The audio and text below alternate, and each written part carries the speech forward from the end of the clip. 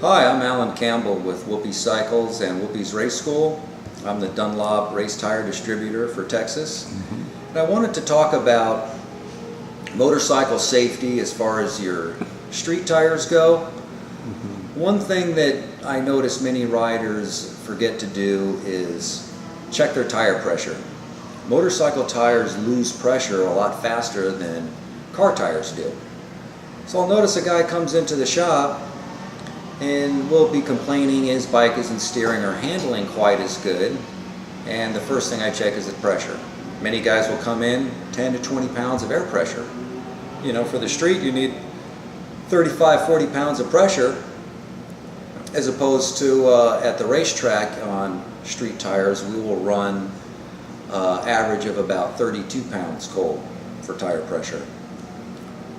On the street, one of the most important things obviously is having really good grip on your tires, especially the front. And a lot of guys will change the rear because the rear wears out a lot faster.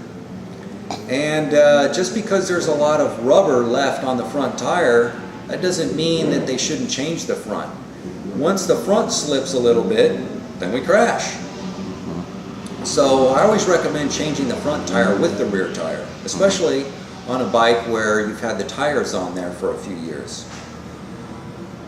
We also get a lot of cupping with the front tire from hitting, bumps and potholes, and when your tire starts to cup, that's when it starts losing traction. You don't want to wait until your bike slips. So on the street, sometimes you have sand, water. If the rear slips a little bit, a lot of times you can save that. But when the front slips, that's almost always a crash. And why is that, Allan? Well, the front, you just can't really save the tire. When the front starts to go, it doesn't have anything to follow. The rear is basically just following the front. So the rear steps out, it comes right back in line because it's just following the front. But the front steps out, we have more weight on it. We're putting the weight on it from braking. That's usually when the front end tucks. And we can really put a lot more pressure on the front than we can on the rear just by braking really hard. And why is that? Well, the rear is, we can only put pressure on the rear from either, getting on the gas really hard or with the rear brake. The rear brake is only about 15, maybe tops 20% of your braking. The front is like 80-85% of your braking because of the weight transfer. So that's also something that's real important for street riders, is to learn how to mainly use the front brake. That's how you're going to stop. That's what's going to keep you from crashing into something when somebody pulls out in front of you.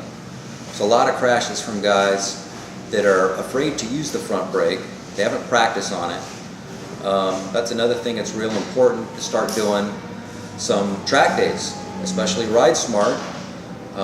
With the good deals they have and teaching new riders, you get out to the track, you learn how to use the front brake, which can save you from a crash or even save your life. A bike will stop on a dime if you know how to use the front brake properly.